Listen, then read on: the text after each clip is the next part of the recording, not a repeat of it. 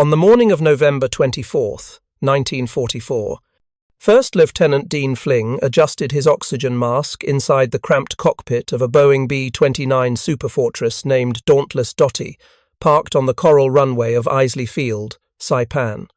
Outside, the tropical sun beat down on 111 identical silver bombers, their Wright Cyclone engines warming up with a sound like distant thunder. Fling's crew of 10 men settled into their positions: bombardier, navigator, flight engineer, radio operator, and gunners, all of them breathing pure oxygen through rubber masks, all of them preparing for something no American bomber crew had attempted in 2.5 years. They were going to Tokyo.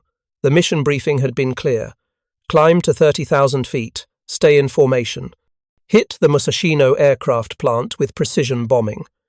The Japanese home islands lay 1,500 miles to the north, 7 hours flying time. 7 hours at an altitude where the air pressure outside would kill an unprotected man in minutes. But inside the B-29's pressurized cabin, the crew would feel like they were sitting at 8,000 feet, comfortable enough to work without the crushing fatigue that had plagued bomber crews in Europe. This was the revolutionary promise of the Superfortress. It could fly higher, faster, and farther than anything Japan could send against it. It could carry 20,000 pounds of bombs across 3,000 miles of open ocean. And most importantly, it could operate at altitudes where Japanese fighters simply couldn't reach them. Or so the theory went. At 0900 hours, Dauntless Dottie's engines roared to full power. The bomber accelerated down the runway, struggled into the air with its enormous weight, and began the long climb toward Tokyo. Behind it, 110 more Superfortresses followed, their silver fuselages glinting in the morning sun.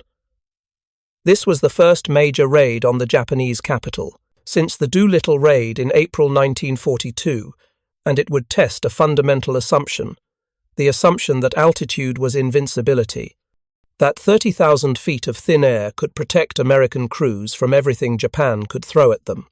If you're enjoying this deep dive into the story, hit the subscribe button and let us know in the comments from where in the world you are watching from today. What the crews didn't know as they climbed toward Japan was that their bombers represented the most expensive gamble in military history. $3 billion, more than the entire Manhattan Project, more than any single weapon system had ever cost. The B-29 program had consumed resources that could have built 20 aircraft carriers or 50,000 tanks. It had killed test pilots during development. It had burned assembly plants to the ground. And now, on November 24th, 1944, it was finally going to prove whether that investment had been worth it.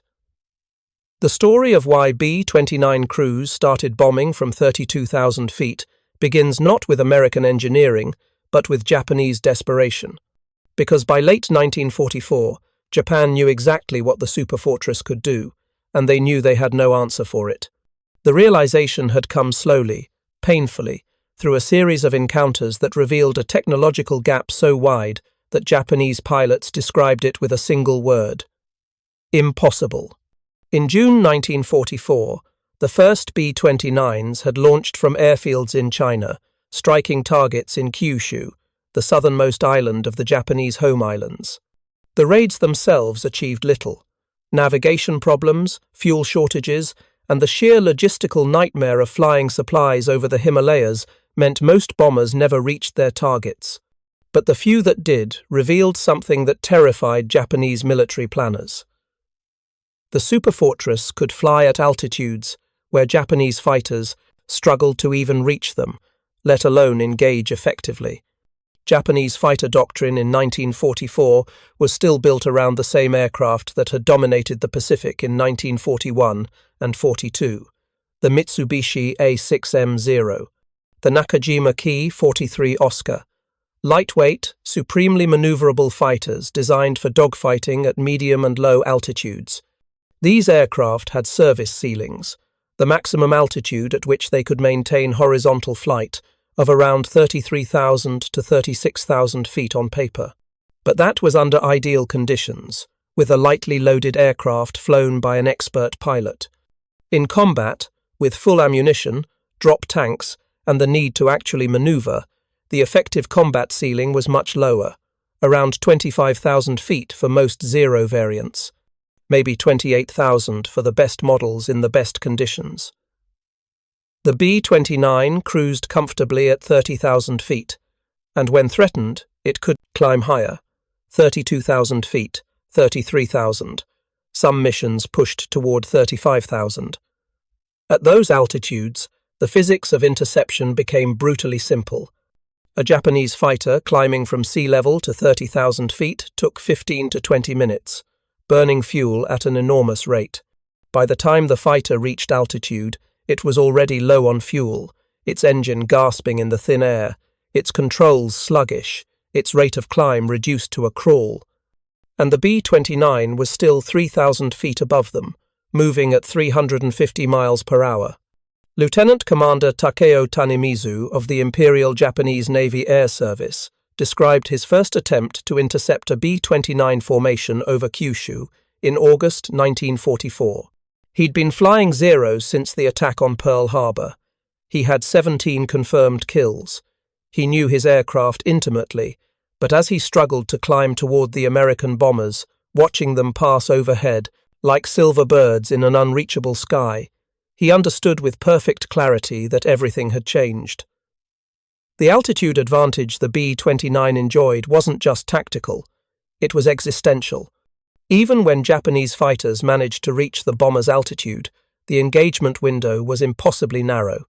Maybe 2 or 3 minutes before the fighter's engine began to lose power, before the pilot's vision started to blur from hypoxia despite his oxygen mask, before the cold at 40 degrees below zero turned his controls stiff and unresponsive. Japanese pilots reported firing at B-29s only to watch their cannon shells arc downward before reaching the target, the projectiles losing velocity in the thin air. They reported making head-on attacks, the only approach that gave them a speed advantage, only to be met by concentrated fire from the Superfortress's remote-controlled gun turrets. 50 caliber machine guns firing from 4 turrets, all controlled by computerized fire, control systems that tracked attacking fighters with mechanical precision. On September 26, 1944, during a B-29 raid against the Anshan steelworks in Manchuria, Japanese Ki-44 Shoki fighters attempted to intercept at high altitude. The formation commander positioned his fighters directly in front of the bomber stream, the only tactic that had any chance of success. 11 fighters made aggressive head-on passes. The B-29 gunners claimed 11 fighters shot down and 9 probable kills. Not a single Superfortress was lost. The mathematics of high-altitude interception had been spoken, and the verdict was catastrophic for Japan. Japanese military leadership understood what this meant. If American bombers could operate with impunity at 30,000 feet, the entire home defense strategy collapsed. Japanese cities were built of wood and paper. Japanese industry was dispersed in small workshops throughout urban areas. A sustained, high-altitude bombing campaign would reduce Japan's war-making capacity to ashes, and there was nothing the fighter force could do to stop it. The altitude gap was more than a tactical problem. It was a death sentence. The solution, in theory, was simple. Build fighters that could operate effectively at high altitude. Japan had the designs. The Nakajima Ki-84 Frank was coming into production, a powerful fighter with a service ceiling of 38,000 feet and the speed to catch a B-29. The Kawanishi N-1K Shidenkai George was even better, combining high-altitude performance with heavy armament. On paper, these aircraft could challenge the Superfortress. But paper doesn't fight wars, production does, and Japan's industrial capacity was collapsing. By late 1944, American submarines had strangled Japan's supply lines. Aluminum was scarce. Aviation fuel was being rationed. Skilled workers had been conscripted into the military. The factories, that should have been producing hundreds of advanced fighters every month, were managing dozens. And even when the new fighters reached operational squadrons, there was another problem. The pilots flying them were undertrained, inexperienced, and terrified. Japan's veteran aviators, The men who had fought over China and Pearl Harbor and the Coral Sea were dead. Shot down in the grinding attrition of the Solomon Islands campaign, killed in the carrier battles of 1944, lost in training accidents when worn-out aircraft failed mid-flight. The replacements had 100 hours of flight time if they were lucky. Many had less. They'd never practiced high-altitude interception. They'd never fired their guns in combat. And now they were being sent against the most advanced bomber in the world, flown by American crews who'd trained for months specifically for this mission. Captain Yasuto Tanimizu led a flight of 6 Ki-84 Franks on an intercept mission over Tokyo, January 1945. His pilots were all teenagers. None had more than 80 hours in type. The briefing had emphasized the importance of altitude. Climb to 32,000 feet. Position ahead of the bomber stream. Make a single pass and break away before the escort fighters arrived. Simple instructions. Impossible execution. 3 of his 6 fighters couldn't maintain formation above 28,000 feet. Their engines were losing power, running rough, struggling with fuel mixture problems that should have been solved in the factory but weren't. 2 more aborted with oxygen system failures. Tanimizu made his attack run alone, firing a 3-second burst from 800 yards before his gun sight frosted over and he lost visual contact. He never confirmed a hit. The B-29 he'd targeted continued on course, undamaged. The altitude problem wasn't just about fighter performance. It was about systems, about radar, about early warning networks, about coordinated air defense, all the things that made high-altitude interception possible, and Japan had none of them working effectively. American bombers approaching Japan were detected by picket boats, fishing vessels equipped with radios that reported sightings to shore stations. The reports were often hours late. The coordinates were approximate. By the time fighters scrambled, the bombers were already over the target. Japanese radar, copied from German designs and produced in small quantities, couldn't track targets above 25,000 feet reliably. The fire control systems for anti-aircraft guns were mechanical, pre-war designs that required visual tracking. Against bombers flying at 30,000 feet through clouds and smoke, they were nearly useless. The shells burst thousands of feet below their targets, harmless black puffs that scared no one. So the B-29 crews climbed higher. Mission after mission through November and December 1944, 30,000 feet became standard. 32,000 became routine. The Superfortress's Wright R3350 engines, the most powerful piston engines in the world at 2,200 horsepower each, delivered the performance that American engineers had promised. Pressurized cabins kept the crews comfortable. The remote-controlled gun turrets kept Japanese fighters at bay, and the altitude kept them safe from anti-aircraft fire. The strategy seemed perfect, invulnerable, a technological solution to the problem of strategic bombing. But there was a problem. The bombs weren't hitting anything. The same altitude that protected the B-29s from Japanese defenses also made accurate bombing impossible. At 30,000 feet, the bombers flew in a river of wind that meteorologists were only beginning to understand. The jet stream, a band of high-altitude winds moving west to east at speeds exceeding 200 miles per hour. Nobody had predicted it, nobody had accounted for it, and it was scattering American bombs across Tokyo like confetti.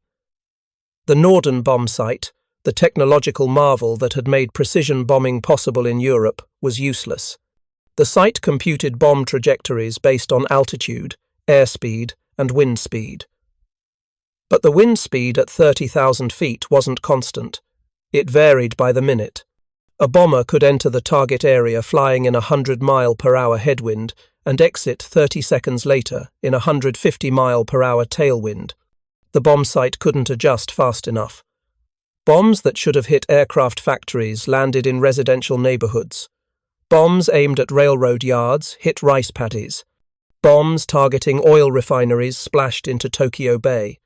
On November 24, 1944, of the 111 B-29s that reached Tokyo, only 24 bombed the primary target.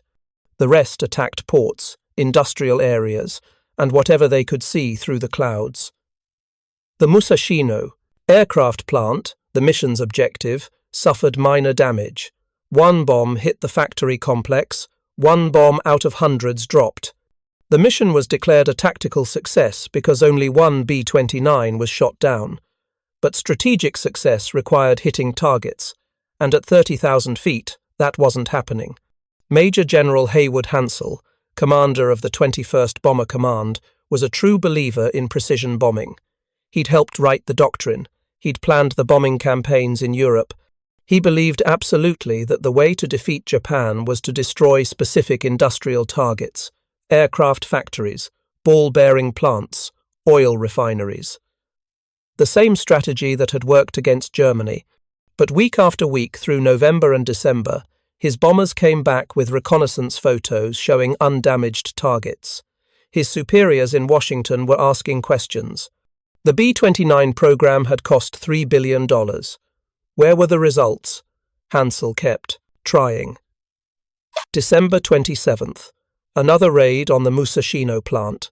39 B-29s. Minimal damage. January 9th. 18 bombers against Musashino. 34 against the docks.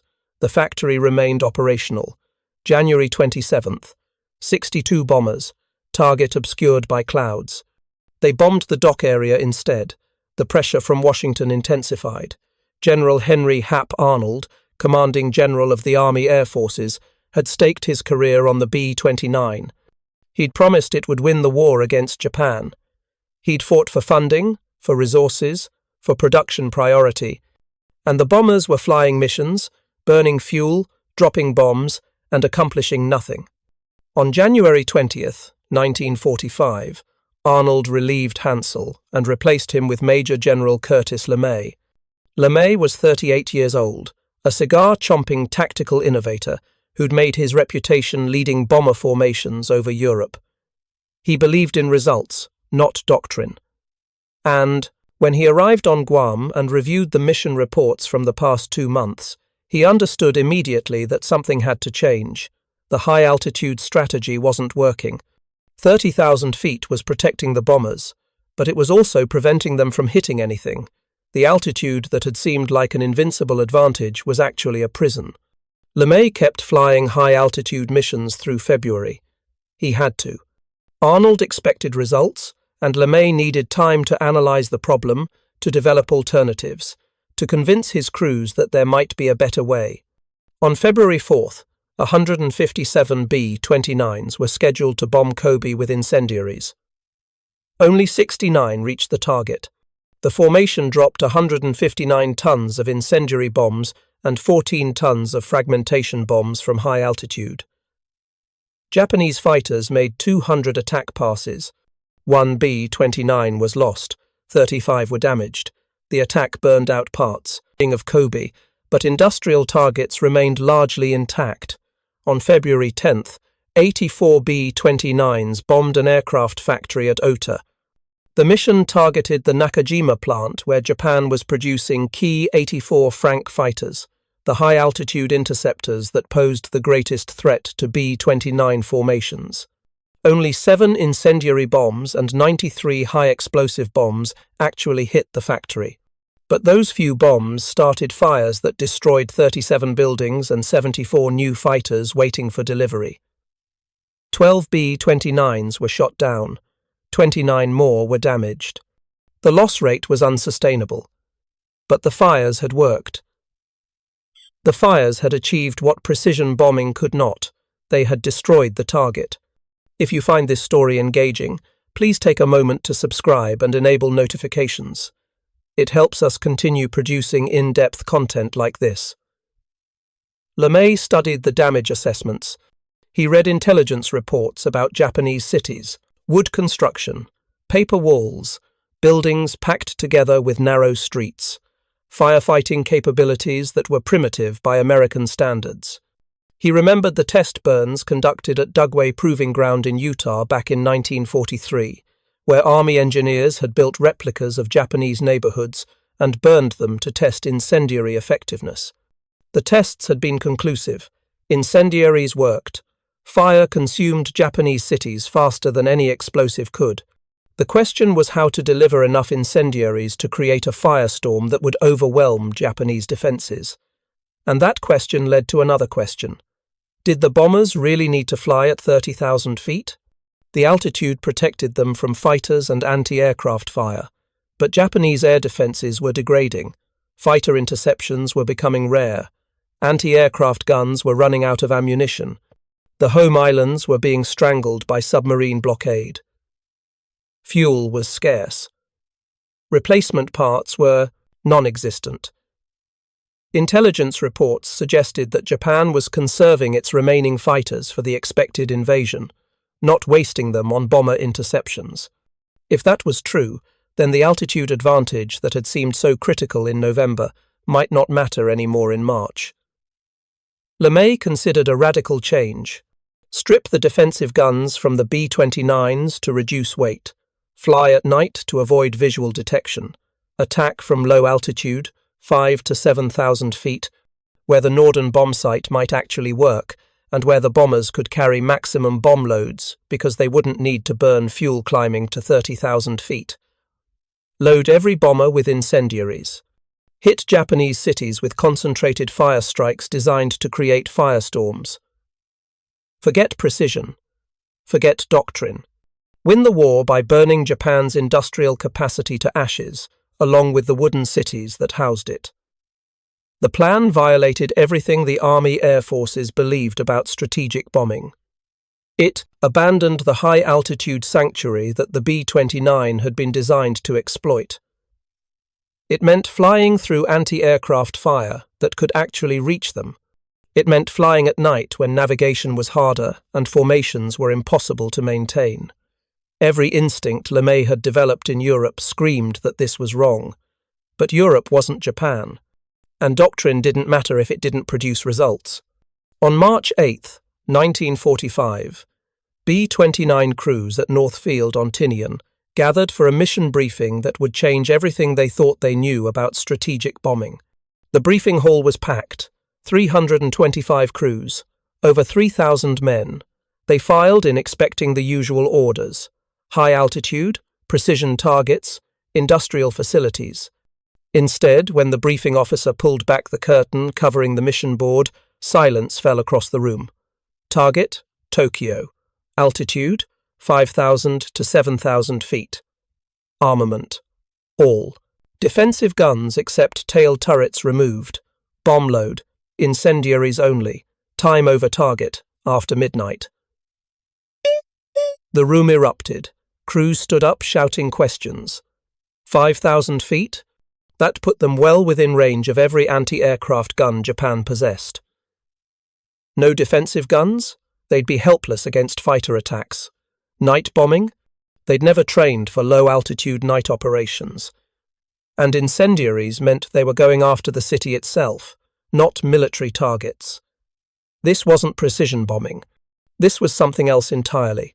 Captain Dean Fling, aircraft commander of a B-29 named God's Will, looked at his left blister gunner, Sergeant William Carter. Carter, who everyone called Reb because of his southern accent, was staring at the briefing board in disbelief.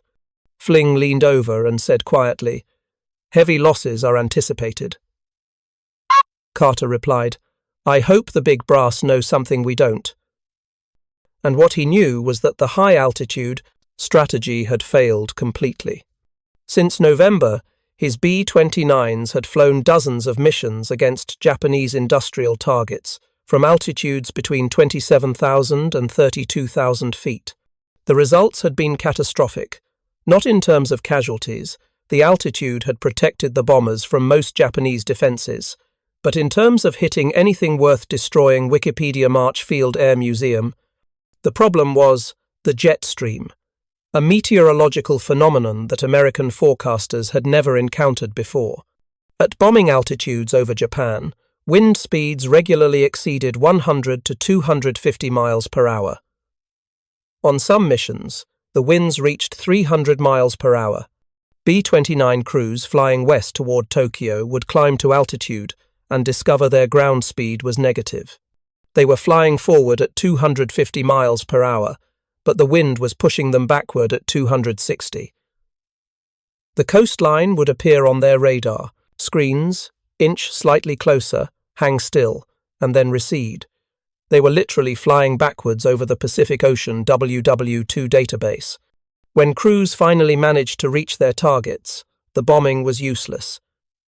If they bombed flying downwind with the jet stream, their ground speed would be 450 miles per hour. The bombardier would barely have time to identify the target before they'd overshot it.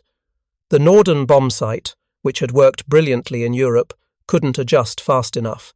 If they bombed flying upwind against the jet stream, they became sitting ducks for anti-aircraft fire, crawling across the sky at relative ground speeds of 70 or 80 miles per hour, while Japanese gunners had all the time in the world to track them.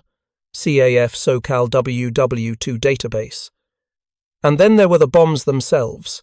Dropped from 30,000 feet, they fell through multiple layers of wind moving in different directions. High explosive bombs that should have hit aircraft factories landed in rice paddies. Incendiaries aimed at oil refineries splashed into Tokyo Bay. One early mission saw 73 B-29s bomb the urban area of Tokyo by radar because clouds obscured the target. Only 24 aircraft managed to hit the primary target. One mission. Hundreds of bombs. Minimal damage WW2 database how stuff works. The $3 billion investment in the B-29 program, more than the entire Manhattan Project, was producing nothing. General Hap Arnold, commanding general of the Army Air Forces, was facing questions from Congress, from the President, from military leaders who'd argued that those resources should have gone to more aircraft carriers or more tanks. Arnold needed results. He needed them immediately, and he'd given Curtis LeMay the job of producing them. LeMay had arrived in the Marianas in January 1945 with a reputation as a tactical innovator. He'd led bomber formations over Europe. He'd developed combat box formations that maximized defensive firepower. He'd proven that bombers could defend themselves against fighters if they flew in tight, mutually supporting formations. But Japan wasn't Europe. The strategies that had worked against Germany were failing against Japan, and LeMay knew that if he couldn't turn the campaign around, Arnold would replace him just as Arnold had replaced Haywood Hansel. For 2 months, LeMay continued the high-altitude missions while analyzing the problem. He studied intelligence reports about Japanese air defenses. He reviewed combat footage from every mission. He talked to crews about what they'd seen over Japan, and he reached a conclusion that violated every principle of strategic bombing doctrine. The altitude advantage wasn't an advantage anymore. It was a liability. Japanese air defenses were degrading rapidly. Fuel shortages meant fighters could barely scramble for intercept missions. Ammunition production was collapsing. Experienced pilots were dead, replaced, by teenagers with minimal training.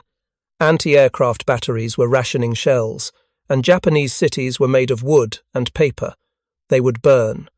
If American bombers could deliver enough incendiaries to overwhelm Japanese firefighting capabilities, they could create firestorms that would consume entire neighborhoods. The question was how to deliver those incendiaries accurately. GloucesterHistoryLink.org. The answer was altitude, or rather, the lack of it. At 5,000 feet, the jet stream didn't matter. The air was relatively calm. Bombardiers could actually see their targets, and the Norden bombsight could calculate trajectories accurately. But 5,000 feet put the bombers well within range of Japanese anti-aircraft fire. It meant flying slow and low through searchlight beams and exploding shells. It meant becoming targets instead of untouchable silver birds cruising above the fight. LeMay's solution was radical. Strip the defensive guns, all of them except the tail turret. Remove the armor plating. Take out the ammunition. Every pound of weight saved meant another pound of incendiary bombs, and if they flew at night, Japanese fighters couldn't find them. Japanese pilots had almost no training in night interception. They had no airborne radar. They relied on visual acquisition. In darkness, even if fighters scrambled, they'd be hunting blind. The target LeMay selected for the first test of this strategy was a 3-by-4-mile area in the Shitamachi district of Tokyo. The district housed approximately 750,000 people in wooden frame buildings, packed together with narrow streets. American intelligence had identified it as containing the highest concentration of small factories in Japan.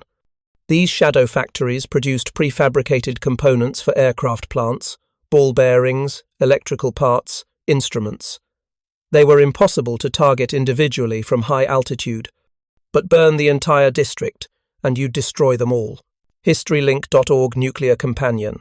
The mission was codenamed Operation Meeting House, and on March 9, 1945, at 17:36 hours Chamorro Standard Time, Brigadier General Thomas Power lifted off from Northfield, Guam, in the lead B-29. Behind him, 334 more superfortresses took off from Guam, Saipan, and Tinian at 50-second intervals. The largest bomber force yet assembled in the Pacific War Online Encyclopedia. The flight to Tokyo took 7 hours. The crews flew in darkness over 3,000 miles of empty ocean. No formation flying. Each aircraft navigated independently. The bomber stream stretched across 200 miles of sky. Some crew members slept. Sergeant William Carter, the left blister gunner aboard God's Will, snuggled into the padded tunnel over the bomb bay and caught 4 hours of rest. He woke up an hour before the target, checked his oxygen mask, and stared out into the darkness. His gun position was empty. The 50 caliber machine guns that should have been mounted there had been removed back on Tinian. He felt naked, exposed. Vulnerable air vectors. At 22:30 hours Tokyo time, air raid sirens wailed across the capital. Most residents ignored them. Air raid sirens had been sounding for months. American bombers had hit Tokyo before. The raids had caused some damage, but nothing catastrophic. People went about their evening routines. Some went to shelters. Many stayed home. Marchfield Air Museum Nuclear Companion. The first B-29s over Tokyo were pathfinders. 3 aircraft flying from opposite directions. They dropped their payloads, clusters of incendiaries that burst into flames immediately, marking the target in an enormous fiery X shape visible for 50 miles. The pathfinders' job done, they turned for home. Behind them, 279 B-29s were inbound nuclear companion. Captain Dean Fling brought God's Will in at 6,800 feet, lower than planned. The crews had been told they'd bomb at altitudes varying from 4,900 to 9,200 feet to avoid mid-air collisions. Fling picked the middle of that range. Through the cockpit windows he could see the fires from the pathfinders. He didn't need a navigator. The target was lit up like a bonfire. B-29 Superfortress. Japanese anti-aircraft fire erupted. Searchlights swept the sky.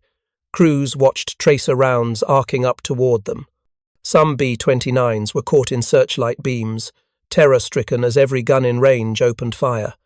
But the gunners had a problem. They'd been trained to engage targets at high altitude.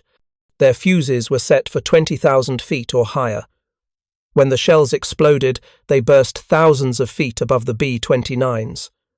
The shrapnel fell harmlessly away, and the bombers were fast.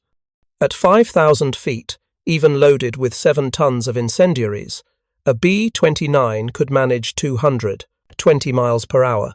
Too fast for manual tracking, too low for the preset fuses Naval History and Heritage Command air vectors. Japanese fighter pilots scrambled.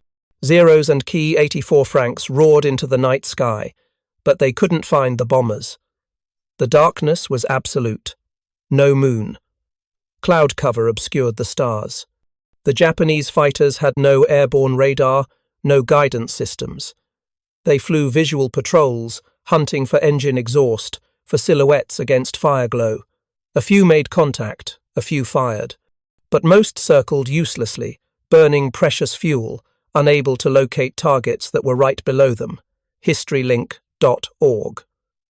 The B-29s opened their bomb bay doors. Each aircraft carried 32 500-pound incendiary cluster bombs, 1,665 tons of incendiaries in total. The clusters tumbled out, broke apart at altitude, and scattered thousands of smaller bomblets across the target area. Each bomblet contained napalm, a gelatinized gasoline that stuck to everything it touched and burned at temperatures exceeding 2,000 degrees Fahrenheit. Wikipedia. The fires below merged. Individual blazes became street fires. Street fires became neighborhood fires. Neighborhood fires became a single vast conflagration. The thermal currents from the fires created updrafts powerful enough to toss B-29 700 feet straight up. Some aircraft nearly rolled inverted. Crews fought their controls, engines screaming, trying to maintain altitude and heading while superheated air blasted through the bomb bays and into the fuselage. Wikipedia. The smell hit next. Smoke poured into the aircraft through every opening. The smell of burning wood, burning paper, burning flesh. Crews who'd removed their oxygen masks at the lower altitude strapped them back on, not for oxygen, but to escape the stench. Some men vomited. Some prayed. The smell clung to their clothing, their skin, their hair. It stayed with them for days. Air Vector's B-29 Superfortress. Richard Bale, flying far back in the formation with the 9th Bombardment Group, later said he could almost read a paper in the cockpit from the light of the fires below. Tokyo was burning so brightly that the glow was visible from 100 miles away. As he passed over the target and released his bombs, he couldn't help thinking about the utter horror taking place beneath him, nuclear companion. On the ground, hell had arrived. The firestorm created winds exceeding 50 miles per hour that pulled people toward the flames. Wooden buildings exploded into fire. Paper walls vaporized. The heat was so intense that water in canals boiled. People who jumped into canals to escape the flames were cooked alive. Those who stayed in their homes were incinerated. Those who ran into the streets were caught by the winds and swept into the inferno. Wikipedia. The fire department in the Shitamachi district had 9 doctors and 11 nurses. For 750,000 people, they had hand-pumped water trucks and bucket brigades. Against a firestorm consuming 16 square miles, they could do nothing. Fire trucks burned. Firefighters died. Hospitals filled beyond capacity and then burned too. Osprey Publishing. The B-29s kept coming. For over an hour, the bomber stream passed over Tokyo. Aircraft every few minutes. More incendiaries. More fires. The firestorm grew until it consumed everything in the target area. When the attack finally ended, approximately 15.8 square miles of Tokyo had been destroyed. Between 85,000 and 100,000 people were dead. Most were civilians. Over 1 million people were homeless.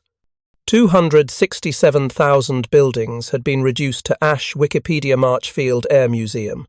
American losses were remarkably light. 14 B-29s were shot down or crashed. Some were hit by anti-aircraft fire. Some suffered mechanical failures. Some were caught in the thermal updrafts and lost control. 96 airmen died or went missing. 3 aircraft ditched in the ocean on the return flight, fuel exhausted. But 279 bombers reached the target and returned safely. Wikipedia. Pacific War Online Encyclopedia. When Brigadier General Thomas Power landed at North Field after 15 hours and 4 minutes in the air, Curtis LeMay was waiting on the tarmac with a hint of a smile. Power's eyes were circled with dark shadows. He was exhausted. But he told LeMay that anti-aircraft fire had been lighter than expected. Japanese night fighters had not been a factor, and the fires in Tokyo had been more devastating than anyone had imagined. Pacific War Online Encyclopedia. The Tokyo firebombing was the single deadliest air raid of World War II. It killed more people than the bombing of Dresden, more than Hamburg, more than either atomic bomb would kill at Hiroshima or Nagasaki, and it had been accomplished by conventional weapons, delivered from altitudes where Japanese defenders could barely touch the attacker's March Field Air Museum. The irony was complete. The B-29 had been designed specifically to bomb from altitudes where enemy fighters couldn't reach it. $3 billion had been spent developing pressurized cabins, supercharged engines, and remote-controlled gun turrets, all to create a bomber that could operate at 30,000 feet in perfect safety. and the mission that finally proved the B-29's worth had been flown at 5,000 feet, with the defensive guns removed, relying not on altitude, but on darkness and speed. The altitude that Japanese Zero pilots couldn't reach had become irrelevant, not because Japan developed better fighters, though they tried, not because American bombers became invincible, though they were deadly, but because Curtis LeMay realized that the real weakness in Japanese defenses wasn't at 30,000 feet, it was at 5,000. The gap in capability that everyone had been looking for had been there all along, just not where anyone expected. The firebombing didn't stop with Tokyo. 2 nights later, 310 B-29s hit Nagoya from low altitude. March 13th, Osaka. March 16th, Kobe. March 19th, Nagoya again. City after city. Fire after fire. By the end of March, LeMay's bombers had burned out 32 square miles of Japan's 4 largest cities, Osprey publishing How Stuff Works. By June 1945, the campaign required over 100 cargo ships just to supply fuel and bombs. Each B-29 flew about 8 missions per month. Each mission consumed 6,400 gallons of gasoline and 8 tons of bombs. The logistical effort was staggering. But it was working tripod. Over half of Tokyo's industry had been spread among residential neighborhoods. The firebombing cut the city's industrial output in half. Emperor Hirohito toured the destroyed areas of Tokyo in March 1945. The devastation shocked him. It ended his relative lack of involvement in war planning and contributed to his eventual decision to surrender Wikipedia Gloucester. Japanese military officials understood what the bombing meant. Haruo Onuma of the Japanese Army General Staff later stated that the effect of incendiary bombing on Tokyo's organization and the disposition of factories was very great, and the main productive power was stopped. Tokuji Takeuchi of the Ministry of Interior said it was the great incendiary attacks on March 10, 1945, on Tokyo, which definitely made him realize defeat was inevitable. Osprey Publishing. Lieutenant General Masatake Okumiya, a former Imperial Navy pilot and military historian, concluded after the war that the acquisition of the Akutan Zero had been a serious blow to Japan. But he said the firebombing campaign was equally devastating. The loss of industrial capacity, the destruction of the civilian workforce, and the psychological impact of watching entire cities burn had broken Japan's ability to continue fighting Pacific War Online Encyclopedia. Between June 1944 and August 1945, 402 B-29s were lost bombing Japan. 147 were shot down by anti-aircraft fire or fighters. 255 were lost to engine fires and mechanical failures. The Wright R-3350 engines that powered the Superfortress were temperamental, prone to overheating, and required constant maintenance. Crews lived with the knowledge that an engine failure on takeoff, when the aircraft was loaded with 7 tons of incendiaries, meant certain death. Pacific War Online Encyclopedia Tripod. By the end of the war, B-29s had dropped 104,000 tons of bombs on Japan. They had destroyed 169 square miles in 66 cities. 9.2 million civilians were left homeless, including 3.1 million in Tokyo tripod. The strategic bombing campaign that had seemed impossible in November 1944 had become devastatingly effective by March 1945. Not because American technology improved. The B-29 remained the same aircraft. Not because Japanese defenses weakened, though they did. But because Curtis LeMay abandoned the doctrine that altitude equals invincibility. The Japanese Zero fighters that couldn't climb to 30,000 feet never got the chance to prove they could fight effectively at 5,000. Because by the time they scrambled, located the bombers, and climbed to intercept altitude, the B-29s were gone. Vanished into darkness. Already 50 miles away and climbing for the long flight home, the altitude gap that had defined the first year of the B-29 campaign became meaningless.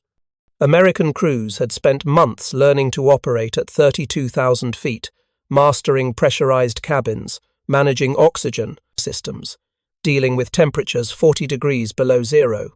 And then they'd thrown all of it away and flown at altitudes where a man could open a window and breathe.